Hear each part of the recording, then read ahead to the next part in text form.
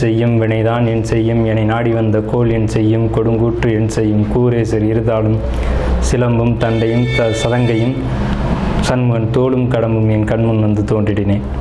நம்ம இந்த வீடியோவில் பார்க்கக்கூடிய தலைப்பு அப்படிங்கிறது ராகுகேது பேச்சு. எப்போவுமே ஒரு வருடத்தில் ராகுகேது பேச்சு ஆகும்போது மக்கள் ஒரு எதிர்பார்ப்பு இருக்கும். இந்த கிரக பயிற்சியில் நமக்கு என்ன நன்மைகள் இருக்குது, என்ன தீமைகள் இருக்குது அப்படின்றது பொதுவாக எல்லாருக்குமே ஒரு எதிர்பார்ப்பு அப்படிங்கிறது இருக்க தான் செய்யும். அந்த வகையில் இந்த ஆண்டினுடைய ஆங்கில தேதியானது மே மாதம் 18ஆம் தேதி அன்னைக்கு தமிழ் வருஷம், அதாவது தமிழ் புத்தாண்டு பிறக்க போகுது. தமிழ் புத்தாண்டு விஸ்வாசு வருடம் 13ஆம் தேதி, சித்திரை 13ஆம் தேதி, அதாவது சித்திரை மாதத்துக்கு விஸ்வாச வருடத்தினுடைய முதல் மாதமான சித்திரை மாதத்தினுடைய 13ஆம் தேதி மாலை மணி 5:25க்கு. இது சரியான டைம் பார்த்திங்கன்னா ராகு காலம். இது ஞாயிற்றுக்கிழமை அன்றைக்கி இந்த ராகு பயிற்சியானது நடக்குது. இந்த ஞாயிற்றுக்கிழமை 4 to 6 எப்போவுமே ராகு காலம் அப்படின்ற காலம் பஞ்சாங்கத்தில் குறிக்கப்பட்டிருக்கு. இந்த ராகு காலத்தில் தான் இந்த ராகு பகவான் பயிற்சி ஆகிறார். ராகு பகவான் எங்கேருந்து பயிற்சி ஆகிறாங்க அப்படின்னு பார்த்தீங்கன்னா மீனத்துலேருந்து கும்பத்துக்கு பயிற்சி ஆகிறாங்க, ஆன்டி கிளாக் வைஸ், அதை எதிர் சுற்று வழியாக. அதே சமயத்தில் கண்ணியில் இருக்கக்கூடிய கேது பகவான் சிம்மத்துக்கு பயிற்சி ஆகிறாங்க.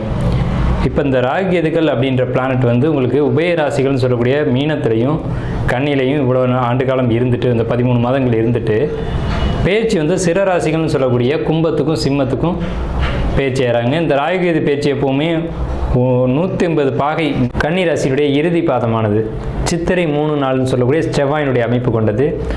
ஸோ இவங்களுக்கு பொறுத்த வரைக்கும் ராகு கேது பயிற்சி எப்படி இருக்கும் அப்படின்னு கேட்டிங்கன்னா ரொம்ப சூப்பராக இருக்குது அப்படின்னு தான் சொல்லணும். பொறுமையாக இருக்கணும். இந்த காலகட்டத்தில் பொறுமைசாமி அப்படின்ற மாதிரி பொறுமையாக இருக்கணும். ஏன் பொறுமையாக இருக்கணும்னா உங்களுக்கு 7ல் சனி, இதுக்கு பேர் கண்டக சனி அப்படின்னு பேர். சனி பகவானை பொறுத்த வரைக்கும் பொறுமையாக இருக்கவங்கள தொந்தரவு செய்ய மாட்டார். இன்னும் ஒரு நல்ல மதிப்பு மரியாதைகளை ஏற்படுத்தி தான் போவாங்க. அதே பொறுமை இல்லாமல் இருக்கவங்களுக்கு கொஞ்சம் சிக்கல்கள் ஏற்படும். வேலை செய்யக்கூடிய இடத்துல ஜாப்பில் ப்ராப்ளங்கள் வர்றதுக்கான வாய்ப்புகள் உண்டு. அது பெண்கள் ரீதியாக சித்திரை நட்சத்திரக்காரங்க இருந்தீங்க அப்படின்னா பெண்களாக இருந்தால் தொந்தரவு இல்லை, ஆண்களுக்கு மட்டும் இந்த ஒரு பாதிப்பு ஏற்படும். இருந்தாலும் வேலையில் ஒரு சுணக்கம் அப்படிங்கிறது இருக்க தான் செய்யும். அதை மீறி நீங்கள் அமைதியாக உங்களுடைய வேலையை பார்த்துட்டு நீங்கள் வேலைகளை செய்யணும். வேலையை விட்டுறணும் அப்படின்ற எண்ணங்கள் இருந்தால் தயவு செஞ்சு விட்டுருங்க. வேலையை விட வேணாம், தொடர்ந்து வேலையிலே பயணிங்க அப்படிங்கிறதான் நம்முடைய கருத்து. சித்திரை நட்சத்திரத்துக்கு 50க்கு 50% நல்ல பலன்கள் தான் இருக்குது. நெகட்டிவாக எதுவும் சிந்திக்க வேணாம், நெகட்டிவான வார்த்தைகளை பேச வேணாம், அதை குறைச்சிக்கோங்க. உங்களுடைய வார்த்தைகள் எல்லாமே சுபமாக இருக்கட்டும், வாழ்க்கையும் சுபமாக அமையும். ராகு கேது பயிற்சி பலன்கள் 2025. நாம் இப்போ பார்க்கக்கூடிய தலைப்பு அப்படிங்கிறது இந்த ஆண்டு, அதாவது சரியான தமிழ் விஸ்வாச வருடம் சித்திரை மாதம் 13ஆம் தேதி அன்னைக்கு மாலையில் 5:25க்கு 5:25க்கு சரியான ராகு காலத்தில் ராகு கேது பேச்சு நடக்குது. இந்த ராகு கேது பேச்சு கன்னி ராசிக்கு, அதாவது கன்னி ராசியான உங்களுக்கு என்ன மாதிரியான பலன்களை ஏற்படுத்துது அப்படிங்கிறத நம்ம இப்போ பார்க்குறோம். கன்னி ராசியை பொறுத்த வரைக்கும் இந்த ராசி அப்படிங்கிறது காலபுருஷ தத்துவத்தில் 6வது ராசி. புத்திசாலித்தனத்தை அடிப்படையாக கொண்டு வாழக்கூடியவங்க, புத்தி கூர்மையை அடிப்படையாக கொண்டு வாழக்கூடியவங்க அப்படின்னு நம்ம சொல்லலாம். ஏன்னா புதன்னா புத்திகாரகன் அப்படின்னு பேர், வித்யாகாரகன் பேர். படித்த கல்வியும் புத்தியும் கொண்டு வாழக்கூடிய ஒரு அற்புதமான ராசி இந்த கன்னி ராசிக்காரங்க. இவங்க கொஞ்சம் ஷார்ட்டாக தான் இருப்பாங்க, கொஞ்சம் தனித்துவம் கொண்டவங்களாக இருப்பாங்க. எப்போவுமே கன்னி ராசி அப்படி தான் இருப்பீங்க. உங்களுக்கு என்ன மாதிரியான கிரக நிலைகள், அதனால் என்ன பலன்கள் அப்படின்னு நம்ம பார்க்கும்போது உங்கள் ராசிக்கு இது நாள் வரைக்கும் 8ஆம் இடத்துல இருந்த 7ஆம் இடத்துல இருந்த ராகு 6ஆம் இடத்துக்கு மறைகிறாங்க. 6ஆம் இடத்துல இருந்த சனி 7ஆம் இடத்துக்கு பயிற்சி ஆகிறாங்க. அதே சமயத்தில் உங்கள் ராசி மேலே சந்திரன் மேலே இருந்த கேது உங்கள் ராசிலேருந்து விரயஸ்தானமான 12வது ராசிக்கு பயிற்சி ஆகிறாங்க. இப்படிப்பட்ட நிலையில் உங்கள் ராசிக்கு 10ஆம் இடத்து குரு. இந்த கிரக நிலைகள் அமைப்பு உங்களுக்கு நன்மை செய்யுமா தீமை செய்யுமா, வெற்றியா தோல்வியா அப்படின்னு நீங்கள் சிந்திக்கும்போது வெற்றிகள் மட்டுமே அமோகமாக இருக்குது அப்படிங்கிற ஒரு அமைப்பு உங்களுக்கு உண்டு.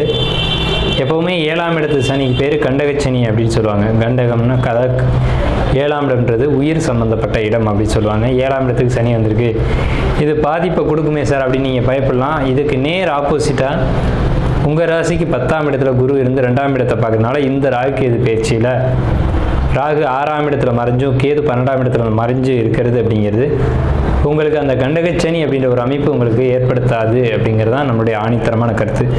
ஓகே சார், இதனால் என்ன பெனிஃபிட், என்ன பாசிட்டிவான விஷயம் இருக்குது அப்படின்னு கேட்டிங்கன்னா, உங்களுக்கு இது நாள் வரைக்கும் வருமான தடைகள், வருமானத்தில் தொந்தரவுகள் இதெல்லாம் இருந்திருக்கும். வருமான தடைகள் நீங்கி வருமானத்துக்கான வழிவகைகள் ஏற்படும். அதே நேரத்தில் உங்களுக்கு சின்ன சின்ன குழப்பங்கள் அப்படின்றது இருக்க தான் செய்யும். மனசுக்குள்ளே ஒரு மன உளைச்சல், ஒரு மன நெருடல் அப்படிங்கிறது இருக்கும் இந்த ராகு கேது பயிற்சியில். ஆனால் தனவரவுக்கு எந்த ஒரு பாதிப்பும் வராது. சொல்லப்போனால் அதிகமான பொருளாதார சேர்க்கை அப்படிங்கிறது இந்த ராகு கேது பயிற்சிக்கு பிறகு தான் உங்களுக்கு வரும். ஏன்னா இவ்வளோ நாள் சந்திரன் மேலே தான் கேது இருந்தது. அது தனவரவில் தடை ஏற்படுத்தும். பேசுறதுக்கோ மற்றவங்களை கம்யூனிகேட் பண்ணுறதுக்கோ ஏதாயினும் ஒரு வகையில் தடைகள் இருந்தது, இப்போ விலகுது. ஸோ அதனால் இது ரொம்ப ரொம்ப ரொம்ப பாசிட்டிவான ஒரு விஷயம் உங்கள் ராசிக்கு. அடுத்து பார்த்தீங்கன்னா சொத்து சேர்க்கக்கூடிய யோகம் உங்கள் ஜாதத்துக்கு இந்த டைமில் வந்திருக்கு. சொத்துன்னா வீடு, வண்டி, வாகனம், பொருளாதாரம், எல்லா வகையான சொத்தும் இதில் தான் அடங்கும். புதிய சொத்து சேர்க்கைக்கான காலகட்டம். இது நிலைத்த சொத்து அப்படின்னு சொல்லலாம். நீண்ட காலம் உங்களோடு இருக்கக்கூடிய ப்ராப்பர்ட்டி அப்படிங்கிறது இந்த காலகட்டத்தில் உங்களுக்கு சேரும். அதே மாதிரி உங்களுக்கு 6ஆம் இடத்தை குரு பார்க்குறாரு. அங்கே ராகு பேச்சை வர்றாங்க. இந்த நிலைகளை ஒட்டி நம்ம கணிக்கும் போது உங்களுக்கு நீண்ட காலமாக ஏதேனும் மருந்து எடுத்துக்கிட்டு இருந்தீங்க, ஏதாவது உடல் தொந்தரவுகள் இருந்துக்கிட்டு இருக்கு அப்படின்னா அது நிவர்த்தி அடையும் கண்டிப்பான முறையில். இதுக்கு இயற்கையான முறைகளான சித்தா, ஆயுர்வேதிக் இந்த முறைகளில் நீங்கள் நாடுங்க. உங்களுக்கு உடல் குறைபாடுகள் முழுமையாக நிவர்த்தி அடையும் அப்படிங்கிற ஒரு அமைப்பு இருக்குது. உங்களுக்கு 7ஆம் இடத்து சனி அப்படிங்கிறது கழுத்து வலியை ஏற்படுத்தும் அப்படிங்கிற ஒரு கான்செப்ட் வந்து ஜோதிடத்தில் சொல்லுவாங்க. கழுத்து வலி ஏற்பட்டு சரியாகக்கூடிய ஒரு அமைப்பு இந்த ராகு கேது பேச்சில் உங்களுக்கு ஏற்படுத்தும். பொருளாதார தடைகள் சின்ன சின்ன தடைகள் மட்டும் கொடுக்கும், பெரிய அளவில் பாதிப்பை கொடுக்காது. அதே நேரத்தில் கணவன் மனைவி உறவானது ரொம்ப இனிமையாக இருக்கும். சில நேரங்களில் மட்டும் சங்கடங்களை ஏற்படுத்தக்கூடிய ஒரு அமைப்புகளை ஏற்படுத்தும் அப்படிங்கிற ஒரு அமைப்பு இருக்குது. அதை நீங்கள் விட்டு கொடுத்து போய் தான் சரி செய்யணும். கண்டிப்பான முறையில் பார்த்தீங்க அப்படின்னா கணவன் மனைவிக்குள்ளே பிரிவினைகள் அப்படிங்கிறது வராது. பிரிவினைகள் இருந்தால் கூட திரும்ப சேரக்கூடிய ஒரு அமைப்புகள் உண்டு. ஏன் இந்த கான்செப்ட் அப்படின்னு கேட்டிங்கன்னா குரு 2ஆம் வீட்டை பார்க்குறது. 2 தான் கணவன் மனைவி குடும்ப உறவு அப்படிங்கிறது.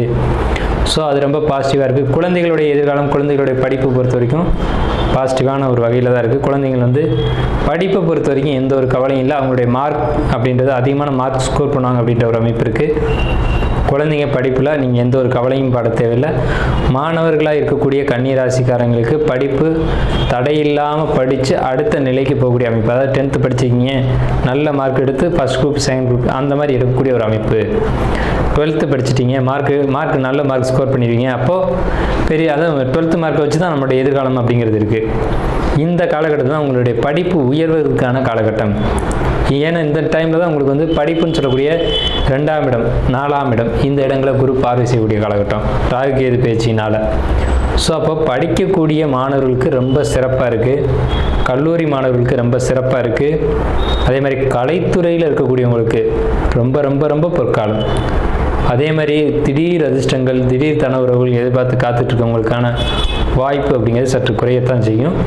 உழைத்து சம்பாதிக்கக்கூடியவங்களுக்கான வருமானம் ரொம்ப மிகுதியாக இருக்கும். ஏன்னா குரு 2ஆம் இடத்தை பார்க்குறாங்க. குரு அப்படின்னாலே நேர்மையான வழியில் சம்பாதிக்கக்கூடிய ஒரு அமைப்பு. உங்கள் உழைப்புக்கு சரியான ஊதியம் அப்படின்றதான் குரு கொடுப்பாங்க. ஸோ அந்த அமைப்பு ரொம்ப சிறப்பாக இருக்குது. பொருளாதாரம் இந்த காலகட்டத்தில் ரொம்ப சூப்பராக இருக்கும். பொருளாதார பிரச்சனைகளில் சொத்து சேர்க்கக்கூடிய அமைப்பு உண்டு. குடும்பத்தில் ஒரு மன மகிழ்ச்சி, நிம்மதி, சந்தோஷம், குடும்பத்தில் சுபகாரியங்கள் நடக்கக்கூடிய அமைப்பு அப்படிங்கிறதுலாம் ரொம்ப சிறப்பாக இருக்குது. இதில் உங்கள் ராசிக்கு மட்டும் நெகட்டிவாக சொல்லக்கூடிய அமைப்புகள் ரொம்ப ரொம்ப ரொம்ப குறைவு. சின்ன சின்ன இடர்பாடுகள் தான், வருமான தடைகள் ஏற்பட்டு மறுமணம் ஏற்படும்ன்ற சொல்லியிருக்கோம். இதில் கன்னி ராசின்னு பொதுவாகவே முன்னேற்றம் தரக்கூடிய ராசிகள் அப்படிங்கிறது மேஷம், மிதுனம், விருச்சகம், மகரம், தனுசு, மீனம் இந்த ராசிகள். அதில் நார்மலான பலன்கள் அப்படின்னு பார்த்தீங்கன்னா கன்னி ராசிக்கு 60% மேலே நல்ல பலன்கள் நடக்கக்கூடிய ஒரு அமைப்பு உண்டு.